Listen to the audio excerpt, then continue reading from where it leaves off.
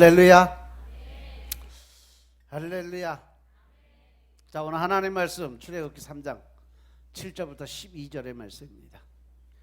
출애굽기 3장 7절부터 12절의 말씀.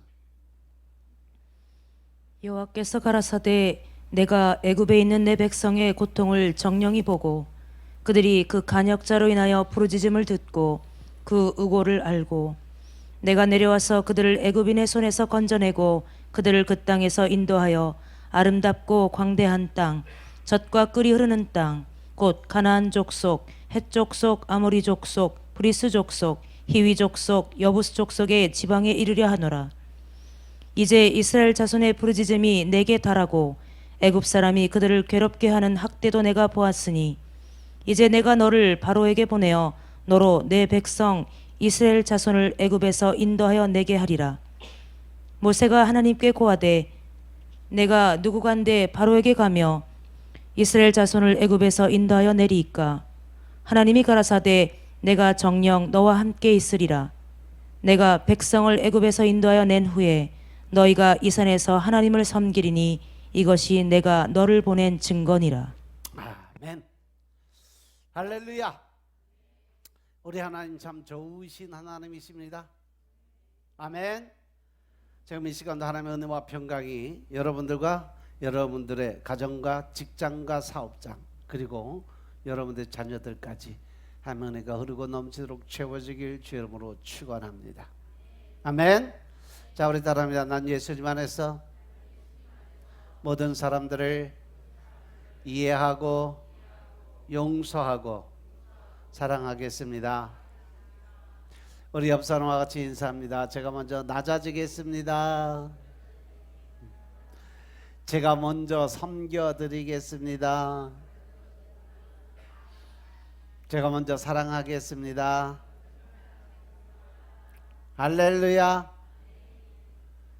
꼭 그렇게 살라고 그러는데 꼭 그렇게 안 살고 꼭 이유가 또 핑계가 꼭 따라와요. 그죠?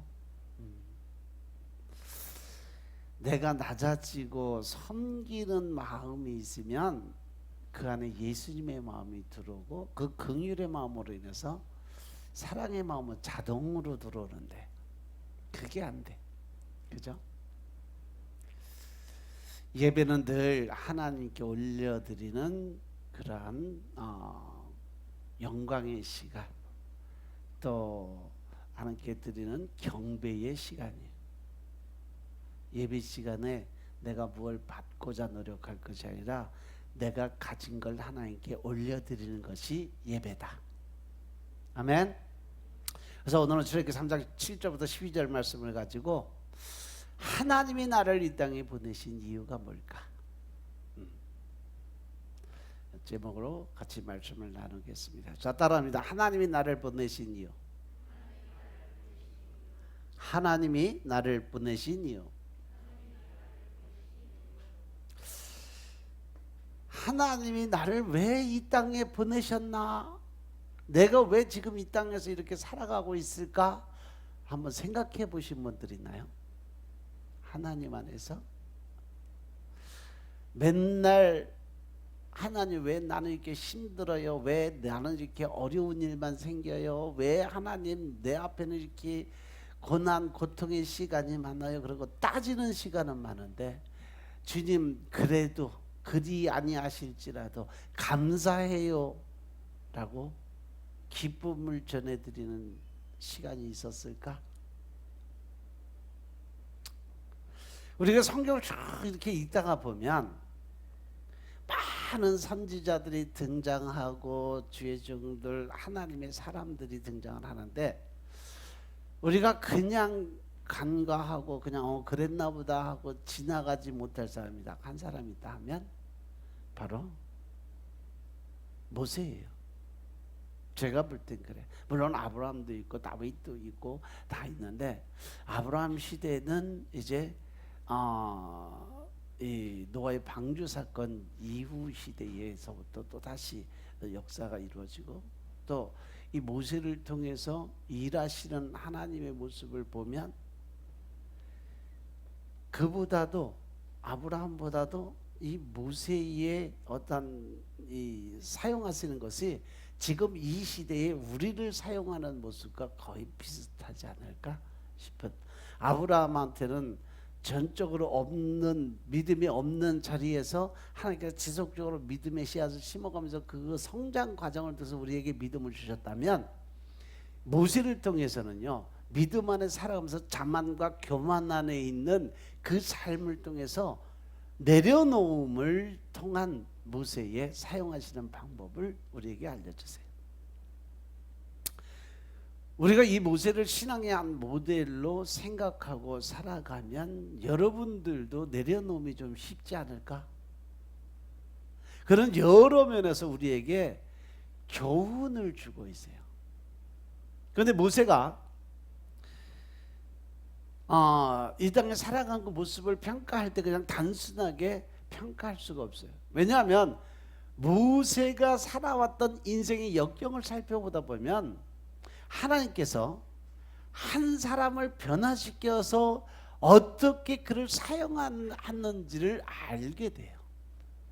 즉, 이 모세를 통한 나를 보면 하나님이 나를 어떻게 들어서 어떻게 사용하실 것인가 한번 생각해 볼 필요가 있다는 얘기죠. 거기엔 한 사람을 이끄시는 하나님의 일정한 계획이 있고 비밀이 숨겨져 있기 때문에 그렇습니다. 그래서 우리는 늘 이 신앙생활 하면서 중점적으로 바라보고 또 깨닫고 느껴야 될 부분이 뭐냐면 바로 이 모세의 영적인 신앙생활을 바라볼 수 있어야 된다. 아브라함을 통해서 믿음의 씨앗이 심겨지고 이제 모세를 통해서 구원받은 내가 어떻게, 모세는 알고 보면 어떤 신앙인이에요? 모태신앙이에요. 모태신앙이었는데도 불구하고 그는 하나님께 모태신앙이면 이미 구원을 받은 상태에서 애굽으로 넘어가서 애굽 왕자가 되어버려요. 그래서 그 뒤에 엄청난 권세, 실권의 능력자가 되어버려요. 이 바로 왕이 자기 아들, 친아들보다도 모세를 더 아끼고 더 높이고 인정을 해서 그가 까딱했으면 애굽의 왕이 될 수 있는 자리였었어요. 그래서 40년간 궁중생활을 할 때 그는 자기 외에는 아무도 눈에 보이지 않을 만큼 자기 자신에 대한 자만과 교만의 삶을 살았던 사람, 그죠? 자아도취에 빠졌던 자기 생각, 자기 중심적 그 삶에, 그때는요 그의 마음속에 하나님이 계셨을까 안 계셨을까? 이미 하나님을 떠난 상태예요. 왜? 내가 바로 그 중심에 서 있기 때문에. 그래서 그때를 자기 과신의 때라고 볼 수가 있죠.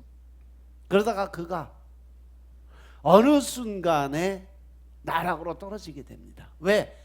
자기 자신의 어떠한 자만과 교만의 마음을 가지고, 또 늘 머릿속에 들어있는 것은 그가 어렸을 때, 아주 어렸을 때 어머님이 늘 심어놨던 그게 머릿속에 심겨져 있는 게 뭐냐? 너는 히브리인이야. 너는 하나님의 백성이야. 너는 하나님의 사람들을 케어해야 될 사람이야 라는 것이 머릿속에 들어가 있었어요. 그래서 히브리인과 애굽인이 싸우는데 그 자리에 가서 애굽인을 쳐 죽여버려요. 그가 애굽 사람으로 진정으로 살았다면 과연 히브리 사람 편을 들어서 그 사람을 애굽 사람을 죽일 필요가 있었을까? 내가 애굽의 왕자니까 차라리 히브리 사람을 죽여버렸으면 아무런 이유가 성립이 안 됐어요. 왜? 그때 당시 히브리인 하나 죽이는 건 상관이 없어요. 더군다나 애굽의 왕자였잖아.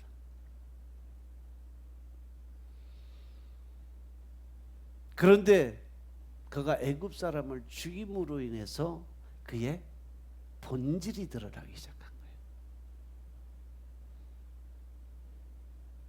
그래서 그의 이 바로 왕의 아들 함셋이 결국은 그 꼬투리를 잡고 이 모세를 살인자로 몰기 시작을 해요. 결국은 그가 전과자가 돼서 도망을 다니는 도망자가 돼요. 그의 손은 죽음에 피를 묻히게 되고, 결국 미디안 광야로 도망을 가서 보니까 하루아침에 나는 거지 새끼 돼버린 거지. 아무것도 없어. 그때부터 하나님은 그의 인생을 완전히 바꾸기 시작을 합니다. 여러분들의 인생에, 여러분들이 하나님 안에서 살아가는 삶이, 또 여러분들이 예수님 안에서 살아가는 삶이 무언가 풀리지 않고 또 무언가 막혀있는 담이 있다면 한번 자신을 돌아보시기 바랍니다. 하나님께서 시온의 대로를 막아 놓으셨을 때는요, 거기엔 분명히 내 자아의 욕심적 마음이 들어있다는 거죠. 그 욕심이 죄를 짓게 만들고 그 죄로 인해서 우리는 어떻게 된다? 지옥 가게 돼 있다는 건 성경에 기록이 되어 있잖아요. 그것처럼 하나님은요, 내가 가지고 있는 그 욕심의 마음을 엄청 싫어하세요. 그것이 바로 자아적, 자기중심적 사고방식이에요. 그래서 하나님께서 그를 광야에다 40년 동안 풀어놓으면서 뭘 훈련을 시켜요? 내려놓으며 훈련을 시키는 거예요. 모든 시종을 거느리고 누리고 살았던 그가 어느 순간에 광야로 쫓겨나서 도망자 신세가 되고, 이제는 먹을 것조차도 제대로 못 먹는 그런 처량한 신세가 되고 나니까 완전히 기가 죽어버렸어요. 그래서 이때를 통해서 자포자기를 하게 만드는 거죠. 모세가 살아가는 이 두 가지의 모습을 보면 바로 우리들에게 지금 현실에서 일어나는 그 모습이 똑같지 않겠냐는 거죠.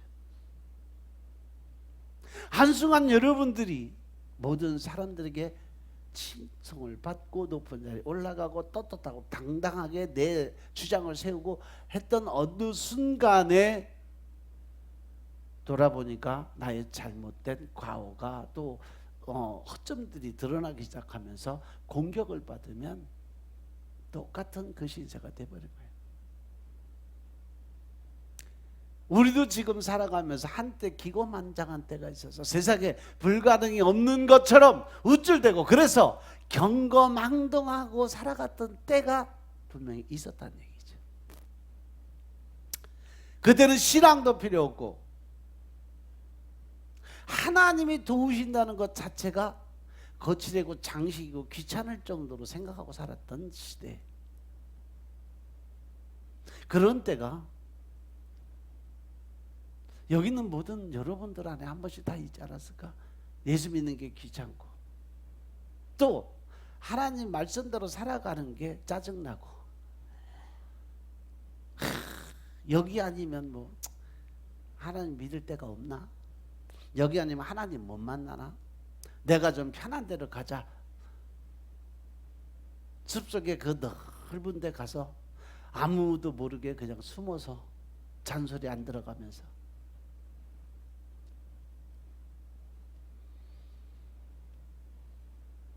그러다가 실패의 쓴 잔 마시고 고배의 잔을 마시고 찾아온 곳이 이곳이잖아. 그죠? 내 삶 자체가 남들보다 더 낫다고 우쭐대고 우월거리다가 내가 최고인 줄 알고 살았는데 그것이 아닌 것을 깨닫게 되는 거예요. 그리고 자포자기도 해보고 절망도 해보고 때에 따라서 세상에 비관을 갖고 실망과 절망 안에 너무 힘든 고난의 시간을 보낸 때도 있어요. 이러한 면에서 보면 모세는 우리와 유사한 그러한 인생을 살았던 사람이 아닐까. 그런데 하나님은요, 자포자기하는 인생 별로 안 좋아해요. 왜? 너희가 뒤돌아보고 뒤로 돌아서면 내가 기뻐하지 않는다라고 말씀하셨거든요. 하나님의 사람들은 오직 전능자, 그 전지전능하신 하나님을 바라보고 앞으로 나아가길 원하세요. 아멘. 또한 하나님은 지나치게 자기 자신을 우월하게 남에게 인정받고 싶어하고 남에게 더 높임받고 또 남들이 자기를 세워주기를 원하는 그러한 모습 자체를 싫어하세요. 하나님이 우리에게 바라시는 가장 좋은 삶의 자세는 사도 바울을 통해서 우리가 고백하게 하신 말씀, 빌립보서 4장 13절 말씀 뭐예요? 주보에 맨날 있잖아. 내게 능력 주시는 자 안에서 나는 모든 것을 할 수 있다라는 거죠.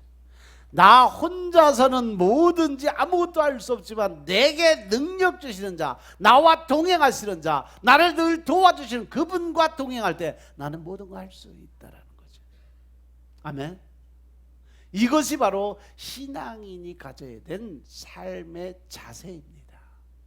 하나님을 믿는 사람들이 가져야 될 가장 기본적 중심의 사고는 나는 할 수 없지만 내 안에 계신 그 성령님 하나님과 동행하게 될 때 전능하신 그분과 내가 동행하는 삶을 살아갈 때 나는 모든 거 할 수 있다. 왜? 나는 할 수 없지만 그분께서 하시니까. 아멘. 이것이 바로 교만하지도 않고 비굴하지도 않은 삶의 자세, 본질적 모습이라는 거죠. 너무 인간적인 자세도 아니고 신비적인 그러한 모습의 자세도 아니에요. 이것은 오직 말씀에 의지해서 오직 주님만 바라보는 신앙인의 본질적 모습이라는 거죠. 이렇게 모세가 한때는 기고만장하고 자기 어떤 과신에 빠져 살다가 사람을 죽이고 나서는 미디안이라고는 광야에 도망가서 거기서 40년 동안 완전히 자아를 내려놓는 훈련을 시키세요. 그래서 그가 완전히 자아가 죽습니다. 지금까지 자기가 우쭐했던, 과신했던, 그리고 교만하게 살았던, 뭐든지 내가 생각하면 할 수 있다라는 이런 자만적 모든 그 교만적 모습을 다 그 모래속에, 광야의 모래속에 묻어두게 됩니다. 그리고 철저하게 자기를 완전히 비워놓는 거예요. 깨끗하게 쏟아내는 겁니다. 그리고 나서 출애굽기 3장 1절에 보니까 모세가 그 장인 미디안 제사장 이드로의 양무리를 치더니 그 무리를 광야 사면으로 인도하여 하나님의 산 호렙산에 이르렀다. 여기서 보면 모세가 자기 양도 아니요, 자기 재산도 아니요, 그냥 광야에 쫓겨갔다 우연히 하나님의 사람 붙여줘서 결혼한 그 아내 아버지 장인의 양무리를 치는 목자의 생활을 시작했다는 거죠. 40년 동안 양몰이를 하면서 처가살이를 하게 만들어 놓으셨다는 거죠. 이렇게 모세가 모든 거 다 버리고 양을 치는 목동의 자리로 내려앉기까지 그는 얼마나 많은 생각을 했을까? 모세의 입장에서 한번 여러분 생각해 보세요. 여러분들이 잘 나가던 뭐 사장님, 회장님 자리에 있다가 어느 순간에 쫄딱 망해갖고 파산해갖고 빚만 산더미처럼 지고 쫓겨나가고 아무것도 먹을 거 없는 그 자리에 가서 남의 집 모성으로 들어가서 일한다고 생각해 보세요. 얼마나 이 고민스러운 삶에 생각이 많았을까? 과거에 어떤 내가 살았던 영광스러운 삶이 없었다면 몰라도 이미 누렸던 사람이에요. 그죠? 당신은 애굽 문명이 세계 제일의 문명이었어요. 그 애굽의 왕자로 있었던 사람이 광야에서 남의 양이나 치면서 40년을 살아갔으니 그가 얼마나 많은 생각을 하고 고뇌를 가졌을까. 모세 입장에서 보니까 참 너무 힘들었겠어요.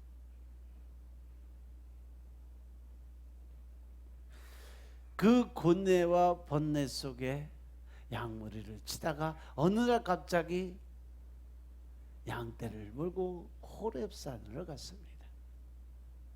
이 호렙이라는 말이 뭐냐면 건조한 척박한 그런 의미예요. 그 건조하고 척박한 그 땅에 왜 갔을까? 이 산을 신의 산이라고 얘기하는데, 근데 모세는 가끔 양들을 데리고 이 호렙산에 자주 갔다라는 기록이 성경에는 없는데 외경에는 있어요. 왜? 그 산이 자기도 모르는 하나님의 산이었기 때문에 그래요. 그래서 그가 늘 하나님, 자기 힘들고 어려울 때마다 어떤 문제에 봉착했을 때 그는 그 호렙산에 가서 주저앉아서 생각을 많이 하고 기도를 드리는 습관이 있었어요. 그곳에서 하나님께 기도를 드리며 하나님과 대면하는 시간을 많이 가졌어요. 이때까지도 모세는 완전히 자아를 내려놓고 자아가 완전히 죽은 거 아니면 자기 자신의 어떤 삶을 포기한 것이 아니에요. 아직까지도 남아있던 자존심이 있어요. 나이는 먹어가고 꿈은 이룰 수 없는 신락 같은 희망이지만 아직 살아있고 이대로 죽을 수는 없다는 미련을 가지고 호렙산에 가서 하나님께 기도드리면서 늘 생떼를 쓰기 시작을 했다고 그래요. 모세는 그렇게 광야에서 가장 힘든 40년의 시간을 보냅니다. 즉 다시 말해서 산기도는 예수님도 산에서 늘 기도드렸지만 이 산기도의 원조가 어디냐? 모세예요. 호렙산에서 기도드리는, 늘 그는 힘들고 어려울 때마다 산에 올라가서 하나님과 대면하는 기도를 드렸어요. 저도 첫 번째 성령 체험을 받은 것이 산에서 받아서 하늘산 기도가 청평에. 우리 그때 당시에는 뭐가 유명했는지 알아요? 나무 뿌리 하나 잡고 뽑아질 때까지 쥐고 흔드는 게 유명세예요. 그래갖고 자기 키만한 나무 붙들고 그냥 그거 붙들고 쥐고 흔들고 그냥 쥐열을 찾고 그냥 밤새도록 소리 지르고 그냥. 그러다가 제가 새벽 4시 조금 넘어서 하나님의 임재가 들어왔는데 엄청나게 뜨거운 물 들어오더니 마음이 편해지면서 저는 직접 하나님의 음성 들었어요.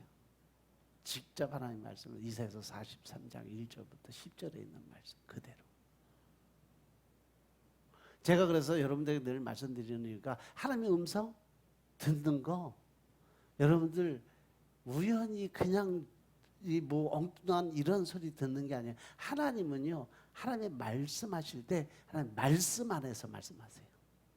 성경을 여러분들이 많이 읽고 많이 알고 나면 하나님의 음성을 들을 준비가 되시니까 들리는데, 여러분들 그 성경에 대해서 많이 깨닫고 많이 알지 못하면 하나님의 음성이 안 들려요.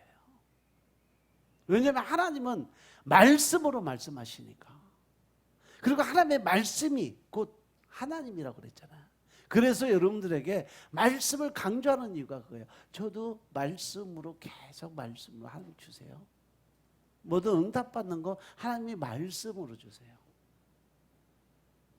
그래서 여러분들에게 말씀을 강조하는 이유가 하나님의 음성이 안 들려요? 그러면 그거는 분명히 아직 내가 말씀을 하나님의 말씀 들을 준비가 말씀의 그 이해 능력이 아직 그만큼 깊이 안 들어갔다는 거예요.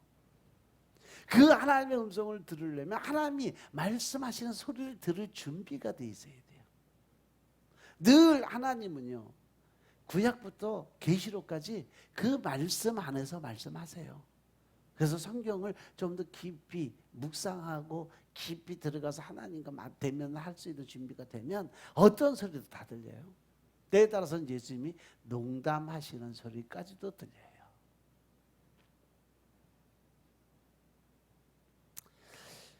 그래서 여러분들 여기서 기도 드릴 때도 소리내서 통성으로 기도드리라고 하는 이유가 그거예요. 내가 부르짖고 기도드릴 때 하나님이 예레미야 33장 3절 말씀 그냥 주신 거 아니에요. 너는 내게 부르짖으라. 그래야면 네가 알지 못하는 크고 비밀한 것을 보여주겠다고 환상이 열리는 역사가 일어나요. 하나님의 음성이 들리는 영적 귀가 열리는 그런 역사가 일어나요. 그리고 하나님의 음성을 듣게 되기까지는 여러분들의 성령의 체험이 반드시 이루어져야 돼요. 하나님의 성령의 임재를 통해서 제일 먼저 하는 게 뭐냐? 회개의 영이에요. 그 회개가 온전히 이루어져야 하나님과 교통함이 이루어질 수 있어요. 내 안에 내 죄악으로, 내 생각으로, 내 뜻으로 꽉 차서 하나님의 그 말씀이 들어갈 자리가 없으면, 예수님이 성령님이 거할 자리가 없으면 결국 하나님과 교제가 될 수가 없으니까.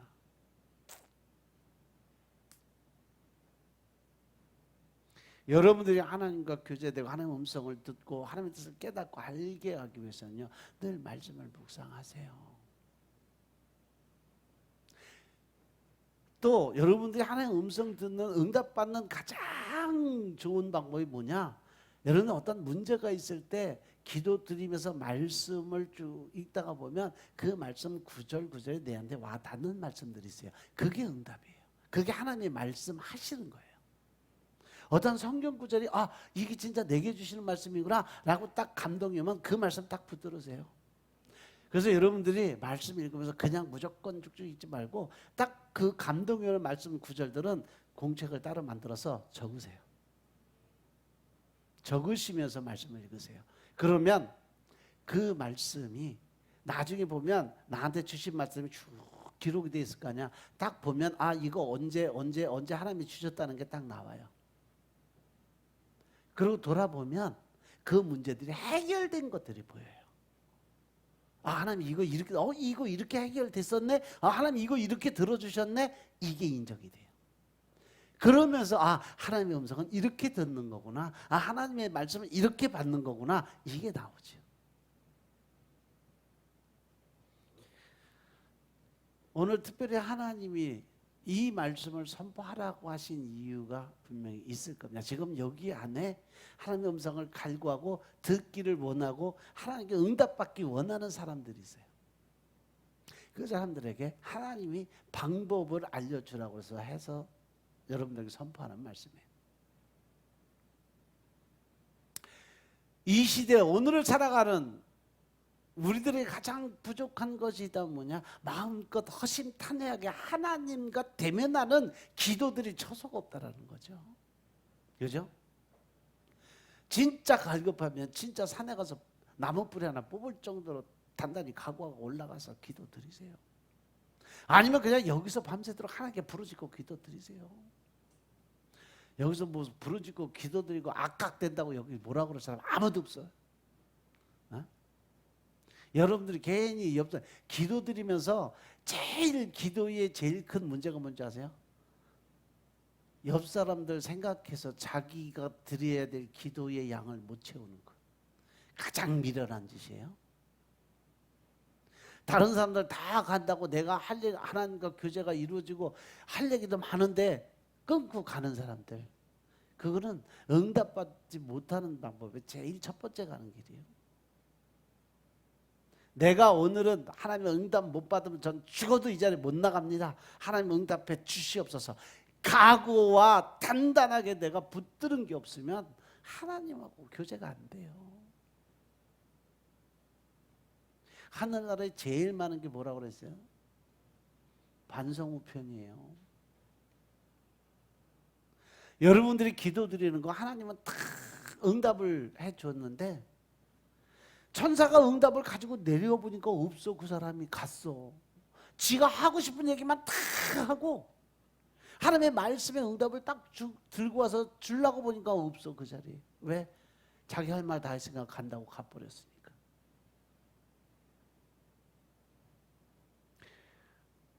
지금 여러분들 옆에, 여러분들 위에, 주위에 천사들이 지금 계속 예배드리는 그 모습 속에서 하나님께 올려지는, 계속 여러분들의 그 영광을 갖다 부지런히 나누는 천사들이 있다는 거 아세요? 지금도 계속 있어요. 그러니까 어떤 사람 주위에 있는 천사들은 엄청 바빠. 근데 어떤 사람은 보면 옆에서 뒹굴뒹굴 굴르고 놀고 있어, 천사가. 그리고 그런 애들은 되게 보면 살이 디룩디룩 쪄갖고 날 수 있는 힘이 없어. 왜? 응답받는 기도를 안 드리고 맨날 형식적인 기도만 드리니까 그런 거예요.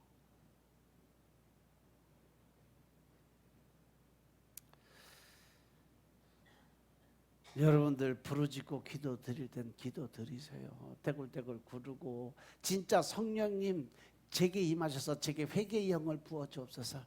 제가 온전히 회개를 통해서 하나님의 구속과 대속의 은혜 가운데 임하게 하옵소서. 늘 형식적으로 시간만 때우고 그냥 말씀도 그냥 허투루 그냥 채우고 나니까 나는 율법주의적인 신앙의 본질은 지키는데 본질적 긍휼의 마음을 가진 예수님의 그 본질은 놓쳐간다는 거죠.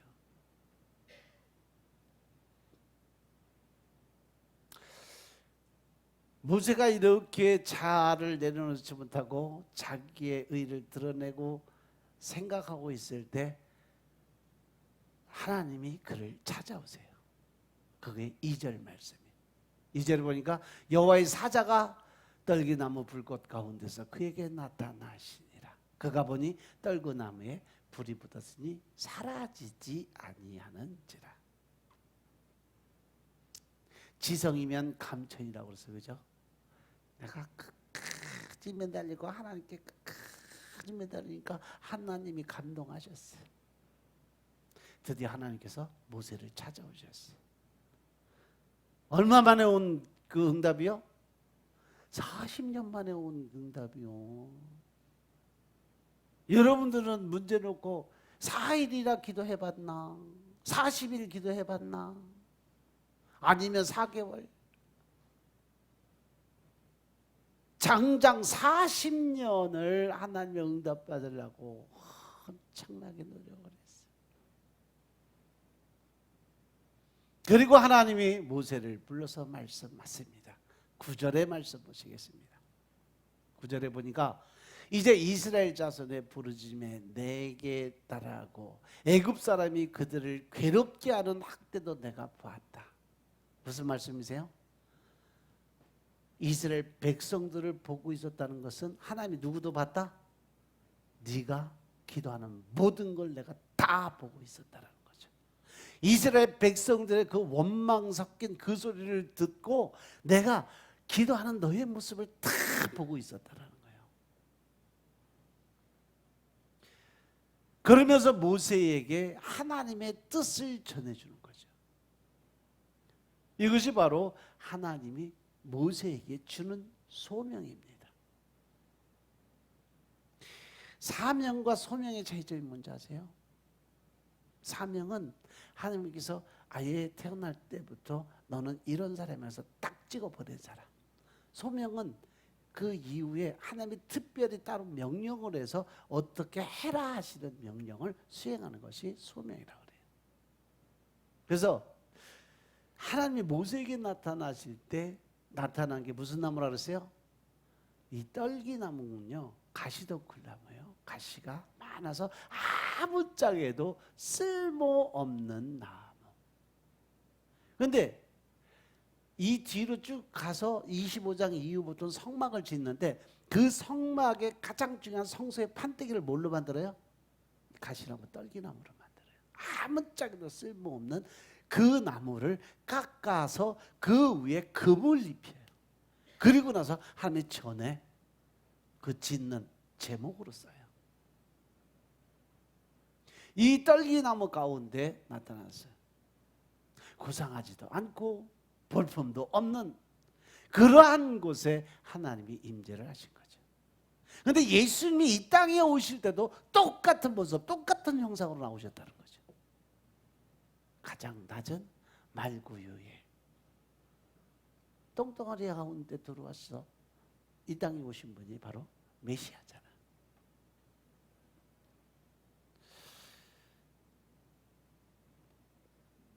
그것을 어떤 주석가는 뭐라고 표현했냐? 모세를 부르신 하나님은 지금 노예로 곤핍하게 살고 있는 백성들의 고난을 이해하도록 이렇게 거친 곳에서 모세를 만났다 그러는데, 아니요, 하나님은요 이미 모세를 향한 계획이 다 프로젝트가 쫙 돼 있었어요.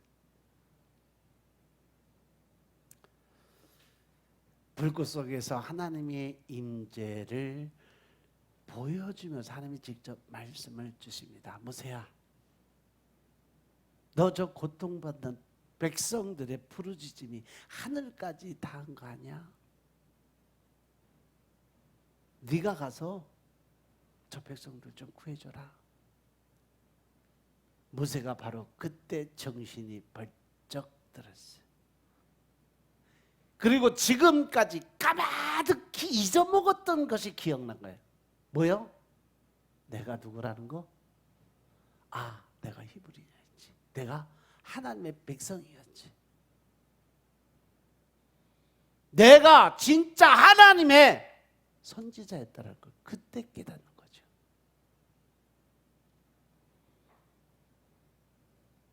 그리고 그 안에서 세 가지를 깨닫게 돼요.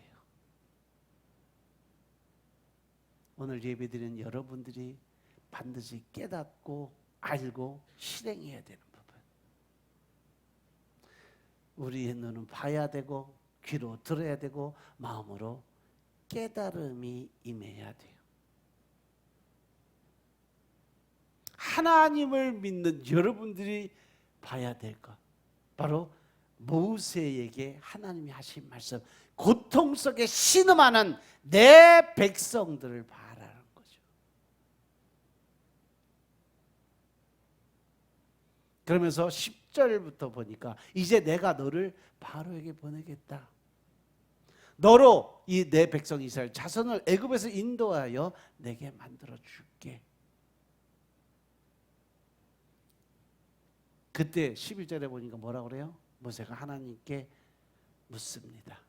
내가 누구간데 바로에게 가며 이스라엘 자손을 애굽에서 인도하는 책임을 내가 집니까? 모세는요 40년 동안 광야에서 자신의 문제에 집착하고 고민하느라고 애굽에서 지금 고통받고 힘들어하는 그 하나님의 백성들을 잊어먹고 자신의 문제에 급급해서 남을 생각할 여유가 없었던 사람. 근데 그 모습이 지금 내 모습 아니냐는 거죠. 나는 지금 내 주위의 사람들의 아픔을 느끼고 깨닫고 살아가는 거냐, 이 말씀이죠. 나로 인해서 다른 사람이 고통받는 거 알고 있냐는 거죠. 애굽에서 고통받는 이스라엘 백성들만 볼 것이 아니라 지금 내 주위에 있는 힘들고 아프고 고통스러워하는 사람들 너 생각하고 살아가고 있니? 라고 하나님이 지금 묻고 있는 거죠. 모세에게 질문하신 그 모습이 바로 지금 나에게 하나님이 하신다는 거 깨달으시기 바랍니다.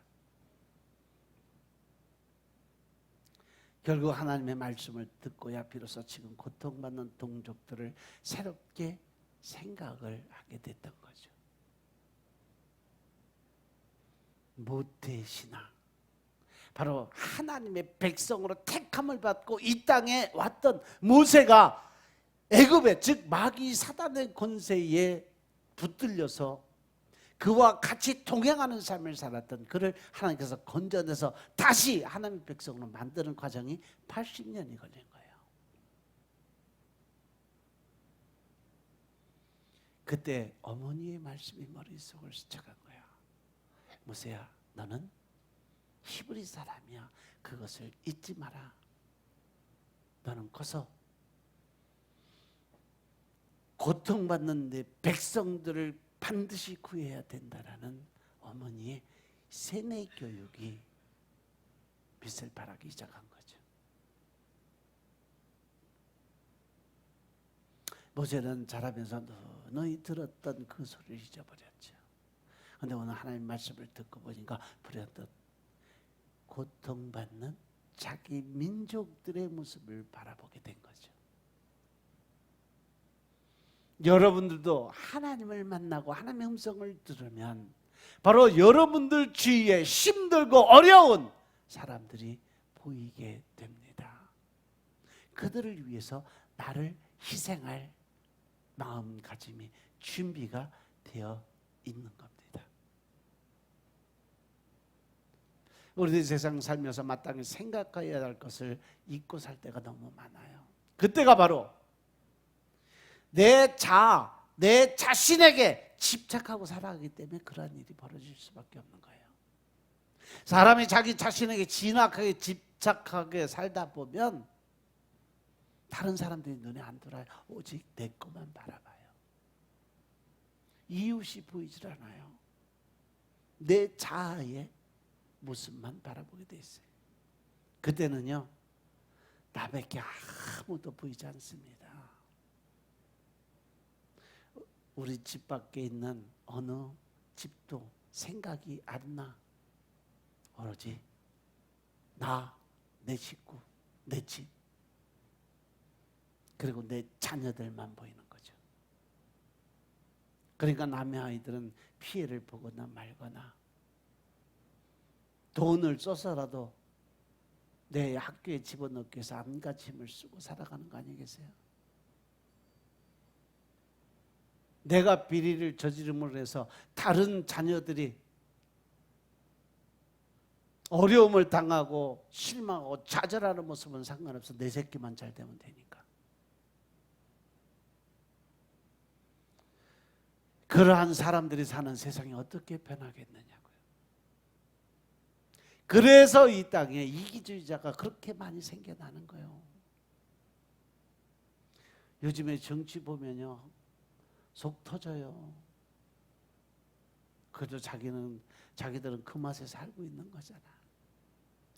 다 예수 믿어야 되는데 그 사람들 전도 어떻게 해야 되나? 어떻게 하면 될 것 같아? 답이 없어? 여러분들의 중보 기도로 변화시킬 수 있습니다. 중보 기도의 힘이 엄청나게 놀라운 능력을 발휘합니다. 그 중보 기도의 힘은 어디에 있느냐? 여러분들 안에 가지고 있는 믿음에서 능력이 나타나게 되어 있습니다. 아멘. 모세가 지금 하나님의 부르심을 듣고 비로소 동족을 생각해냈어요. 지금까지 40년 동안 자기 문제에 빠져서 자기만에 집착하고 살다 보니까 마땅히 생각해야 될 고통받는 민족들을 잊어버리고 살아온 거예요. 그래서 신앙인에 있어서 하나님을 믿는 사람들로서 자포자기도 좋은 것이 아니고 나 자신에게 집착해 사는 것도 좋은 것이 아닙니다. 왜? 예수님이 서로 협력해서 선을 이루라고 말씀하셨으니까. 두 번째는 뭐냐? 나를 사용하시려고 준비하신 하나님을 만나야 된다. 12절의 말씀을 보니까 하나님이 가라사대 내가 정녕 너와 함께 있으리라. 내가 백성을 애굽에서 인도하여 낸 후에 너희가 이 산에서 하나님을 섬기리니 이것이 내가 너를 보낸 증거가 될 거야. 모세는요, 이제 다 내려놓고 나니까 11절에서 뭐라 그랬어요? 내가 누구인데, 내가 무식한데 하나님 명령을 받아서 이스라엘 백성 구해낼 수 있을까요? 이건 버팅이고 하나님에게 도전하는 게 아니고 완전히 내려놓음 속에서 나는 아무것도 아니에요. 나는 아무것도 할 수가 없어요. 그런데 나를 들어쓰시겠다니요. 하나님, 제가 어떻게 하면 될까요? 이 말씀이죠. 즉 내려놓음의 본질 안에 들어가 있는 거예요. 내가 하나님한테 나 못해요. 하나님 이거 아니고 이때는 완전히 낮아진 거예요. 내가 어떻게 해야 하나님의 뜻을 세울 수 있을까요? 제가 어떻게 하면 하나님의 명령을 따라서 그 일을 행할 수 있을까요? 하나님 방법 알려주세요. 그때 하나님이 딱 한마디로 대답하세요. 내가 너와 함께 동행해 줄게. 이 말씀이에요. 그리고 나서 너를 통해서 네가 그 백성 구하고 나면 그들이 나를 위해 제단을 쌓고 예배드리는, 감사의 예배를 드리는 그 자리를 내가 보게 만들어 줄게. 이것이 바로 살아있는 능력의 하나님인 것을 보게 되는 증거가 될 거다. 하나님은 지금까지 하나님을 직접 만나본 적이 없는 사람이에요.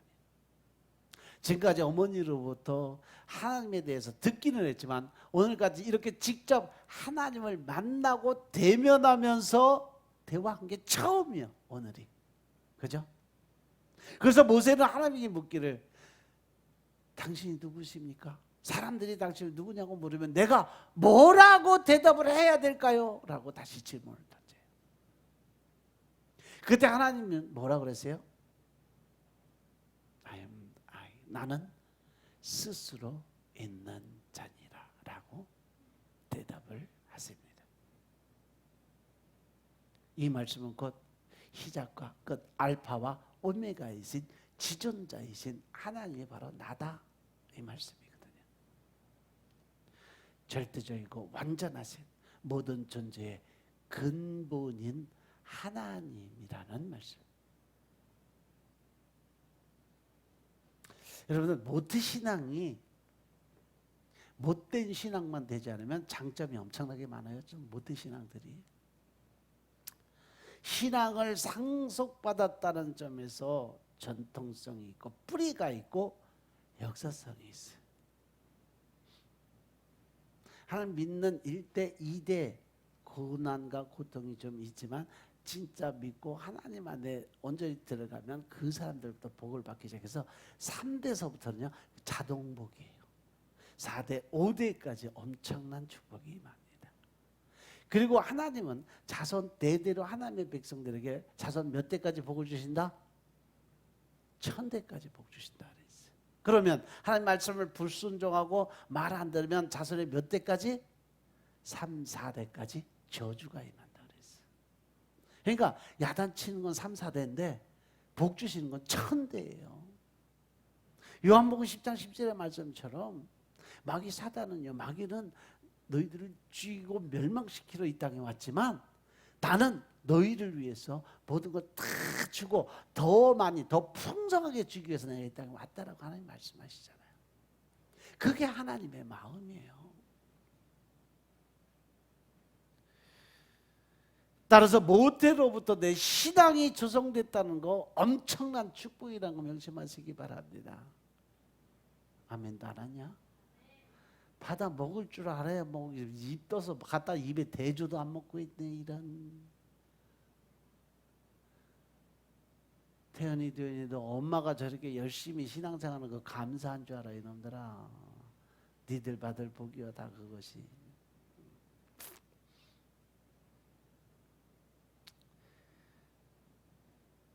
그리고 고뇌 없이 신앙을 받아들이는 축복도 있어. 그냥 엄마 아버지가 교회 가니까 따라가는 거지 뭐. 그런데 모태 신앙에서 다 좋은 거 아니에요? 거기 단점도 있어. 모세처럼 하나님을 직접 만나기 직전까지는요, 개념적이고 습관적인 신앙의 차원을 벗어날 수 없는 맹점이 있다는 거죠. 그냥 무의식적으로 따라다니는 거예요. 억압에 의해서 끌려다니는 거예요. 뿌리는 있는데 힘이 없다는 거죠. 다분히 관념적인 그러한 신앙생활을 하다 보니까 간절함이 없으니까 체험적 신앙이 별로 생성이 안 돼요. 그래서 용기가 없어요. 어딘지 모르게 확신이 부족하고 감각이 없어요. 그러니까 머릿속으로는 아는데 가슴에서 응답을 못하는 거예요. 지식적인 믿음을 가질 확률이 거의 7, 80%예요. 그래서 여러분들 자녀를 말씀으로 키우라고 하시는 거예요. 이것이 모태신앙의 맥락. 근데 이것을 실질적으로 보여주게 누구야? 바로 지금 모세예요. 모세가 그렇게 살았어. 어머니로부터 귀가 닳도록 하나님에 대해서 이야기를 많이 듣기도 했는데 어딘지 모르게 구체적이지 못하고 확신이 없고 개념적인 신앙의 차원을 넘지를 못했어요. 그러다 보니까 허구적인 하나님만 생각하고 있는 거지. 내가 알고 있는 하나님에 대한 믿음만 가지고 있는 거예요. 그런데 어느 날 모세에게 하나님이 찾아와서 직접 만나게 됩니다. 직접 하나님을 만나고 보니까 신앙이 구체적으로 변하기 시작을 해요. 힘도 생겼어요. 왜? 이제 믿음이 생겼으니까. 그러니까 담대함이 있으니까 자신감 있게 나갈 수 있어요. 그리고 그 믿음을 통해서 하나님이 그에게 뭘 보여줘요? 능력과 권세를 보여줍니다. 이것이 바로 모세가 될 수 있었던 분기점이에요. 우리들이 하나님을 구체적으로 만나야 된다는 사실 명심하시기 바랍니다. 하나님을 내가 직접 만나지 못하면 교회 나오는 게 재미가 없어요. 말씀 듣는 예배 시간이 지겨워. 오늘같이 여러분들이 이렇게 말씀을 세세하게 하나님이 자세하게 설명해 주셔서 다 이해되도록 해주는데 저 목사 또 잔소리 예배 시간 다 끝. 뭐야 이거? 할 말 무지하게 많은데 이거 큰일 났네. 아이씨 오늘 저 예배 시간 다 끝나가는데 뭐 하고 있는 거야? 빨리 끝내자고. 앉아서 그런 생각만 하고 있는 거지. 주일날 간절한 마음과 기쁘고 즐거운 마음으로 예배 드리러 와야 되는데 기쁨이 없어. 찬송을 드려도 그냥 밍밍. 옆에서 신나서 은혜 받는 사람도 보면 저 또라이 저거 정신 하나도 없네. 한장 꼭 저렇게 불러야 되나? 응? 저렇게 춤추고 지랄을 해야 되나? 옆에서 그러고 앉아 있는 거지. 그것만 아니요. 미래에 대한 자신감도 없어져. 왜? 안에 성령님이 안 계시니까 메마른 거칠은 광야만 있기 때문에 그래요. 근데 모세는 바로 이 호렙산에서 가시던 불 그 가지 안에서 불붙는 하나님을 만나는 순간 모든 것이 해결됐음을 믿으시기 바랍니다. 왜? 그가 하나님 직접 만났기 때문에 그래요. 마지막 세 번째, 자기 자신을 보고 자신을 알게 되어야 된다는 거죠. 즉 내가 누군지를 깨달아야 돼요. 하나님이 호렙산 떨기나무 가운데 나타나셨어요. 딸기나무가 환한 빛을 발하면서 하나님의 영광이 그곳에 충만하게 나타났어요. 모세는 그 빛이 자기에게 비추어지는 것을 알았어요. 모세는 그때 그 빛에 비춰지는 자신의 모습을 적나라하게 들여다 보았다는 거죠.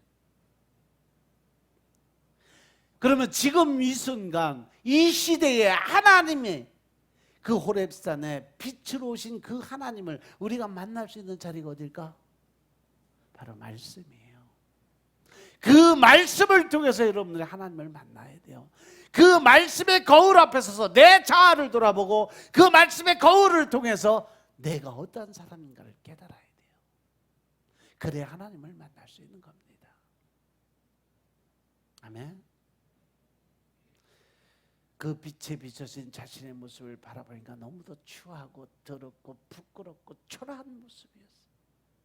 모세는 하나님을 구체적으로 만나기 전까지 세상에서 내가 최고인 줄 알고 살았던 사람. 그래서 그는 한때 우쭐대기도 했었고 자기 자신을 과신하고 자기의 힘과 권력을 사용해서 사람들을 다스리는 그런 권세를 사용했어요. 그런데 비로소 하나님을 알고 그 앞에 비추어진 자신의 모습을 직접 보고 나서 자신이 얼마나 추하고 부족하고 보잘것없는 사람인가를 알게 됩니다. 그 모습을 보고 나니까 용기가 나지 않아. 그러니까 하나님, 내가 무엇이 간데, 내가 무슨 능력이 있다고. 도무지 그 앞에 더 이상 서 있을 용기조차 생기지 않았어요. 이것이 바로 하나님 앞에 제대로 서 있는 자의 모습이 되어야 된다는 거죠. 사람은요, 자기 자신을 모를수록 용기가 생겨나요. 그러니까 세상 말로 그러잖아. 무식하면 용감하다. 내가 나를 모르니까 용기가 있게 행동할 수 있는 거예요. 그래서 사람이 교만해지고 자만에 빠지는 거예요. 교만한 사람 치고 자기 자신을 깊이 아는 사람이 없다는 거죠. 그래서 약간 무지한 사람이 용기가 있고 배짱이 있고 나서기를 좋아하고 그렇게 살아가는 거예요. 모세가 자기 자신을 적나라하게 뒤돌아보고 부끄러워할 줄 모르고 있을 때, 부끄러워서 내가 어쩔 줄 모르고 있을 때 하나님께서 말씀하세요. 모세야, 네가 가서 내 백성들 좀 구해줘라. 과거의 왕자의 모세의 모습을 보면, 네, 하나님 제가 갈게요. 제가 가서 싹 쓸어버릴게요. 자신 있게 나섰을 건데 오늘은 전혀 용기가 나지 않아. 그래서 모세는 정중하게 거절을 합니다. 나는 입술이 둔해서 갈 수가 없어요. 그랬더니 하나님께서 함께 하시겠다고 하시면서 끝끝내 모세를 자꾸 보내요. 그래도 내가 너와 함께 해줄 거야. 그러니까 그냥 가.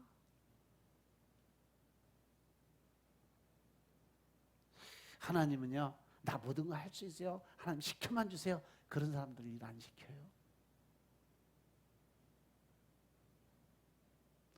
제가 할 수 있는 게 너무 없어요. 하나님이 도와주시면 전 모든 거 할 수 없어요. 이렇게 낮아지고 내려놓음이 있는 사람을 들어 사용하신다는 거죠. 결국은 모세는 내려놓음을 통해 하나님의 권세 능력을 받고 애굽에 가서 엄청난 역사를 일으키게 됩니다. 고통받고 있는 동족을 발견했고, 말로만 듣던 하나님을 발견했고, 자기 자신의 모습을 발견했는 그런 모세의 모습. 그리고 나서 모세는 비로소 하나님의 성숙한 인간으로 변화돼서 고통받고 있는 민족 앞에 당당히 서서 헌신하는 위인으로 살게 됩니다. 그런데 모세가 끝까지 마지막까지 내려놓지 못한 게 뭐예요? 모세가 끝까지 내려놓지 못한 게 뭐예요? 지연아 뭐냐? 혈기예요. 자아적 혈기. 이스라엘 백성들이 하도 말 안 듣고 맨 하나님에 대한 원망 불평하고 있다가 목말라다가 지랄들 하고 있으니까 모세가 하나님 명령 받고 능력 받고 가갖고 딱 한마디 했어요. 뭐라고 그랬어? 우리가 형과 자기 둘이 이 반석에서 물을 내랴. 그리고 지팡이로 한 번만 때려 뭐 두 번 때려서 그거 아니에요. 하나님의 이름을 뒤라고 자기가 앞으로 나가기 때문에 결국은 가나안 땅에 못 들어가고 느부산에서 쳐다만 보고 죽었잖아. 하나님이 우리를 쓰시는데 순종하면서 끝까지 인간을 나락으로 떨어뜨릴 수 있는 게 뭐다? 혈기, 분노, 짜증이에요. 마귀 사단 중에 제가 축사사역 가면서 귀신들하고 대화하면서 깨달은 게 뭐냐면, 여러분들 안에 들어가 있는 가장 큰 대왕 마귀가 누군지 알아요? 혈기와 그 마귀 앞에는요 어느 누구도 어느 누구도 대적을 못해요. 혈기 대왕이 딱 오면요 거기 있는 귀신들 다 쓰러져요. 스스로 다 나가요. 그리고 또 혈기대왕 내쫓으려고 그러면요 주위에 있는 것들이 다 달라붙어갖고 보호해요. 그 지들이 쫓겨나가도 이 혈기대왕 못 건드리게 만들어요. 그래서 혈기대왕 뺄 때는요 주위에 있는 거 다 제거하고 맨 마지막 빼는데 죽음의 영하고 둘이 딱 붙잖아요. 그러면 진짜 숨 깔딱깔딱 넘어가기 직전까지 붙들고 있어갖고 숨이 넘어가냐 지가 나가냐 거기까지 가요. 그런 거 몇 번 했어요. 그냥 결국은 끝에 가서는 나가는 거 보이니까 아직 사람은 안 죽여봤으니까. 근데 숨이 여기 넘어갔던 사람은 있어요. 깔딱깔딱 넘어가고 막 온몸에 힘이 쪽 빠질 정도로 그렇게 해야 빠져나가요. 그 정도로 세요. 그러니까 여러분들 혈기 내지 마요. 혈기 내면 낼수록 마귀만 안에서 커져요. 그리고 제일 빼기 힘든 게 또 뭐냐? 게으름. 게을러지고 게으름은요 기어나가는 것도 엄청 천천히 나가요. 나가는 것도 민기적. 그리고 지가 하고 싶은 거 다 하고 나가요. 빨리 내쫓으려고 그러면 아예 안 나고 뚱 웅크리고 앉아갖고 꼼짝도 안 해요. 살살 달래고 꼬셔야 한 발자국 기어나가요. 여러분들 게으름 붙잡고서 있다가 보면 점점 나태해져요. 여기 체험한 사람들 많이 있지? 게으름에 한번 붙들리면요 맞사가 귀찮아. 바닥 청소하기도 싫고 정리하기도 싫어. 그냥 밥 먹고 그냥 설거지도 아무 데나. 대표적인 인물도 있어요 여기. 아주 집안에 발디뎌둘 틈도 없이 쓰레기 쌓아놓고 사는 사람들. 그게 다 게으름 영들이에요.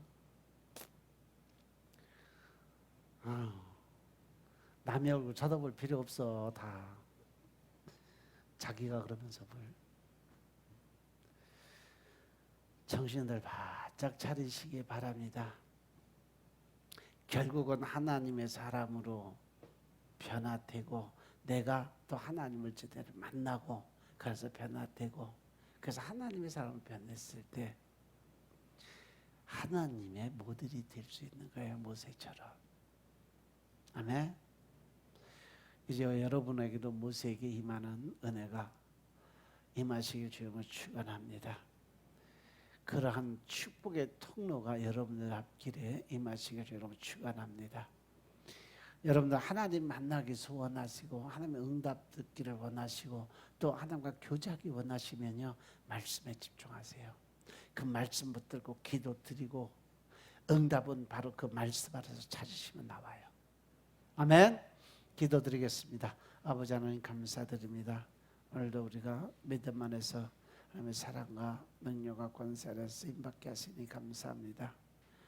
신령과 진정의 마음 속에서 우리가 새롭게 변화되게 하옵소서.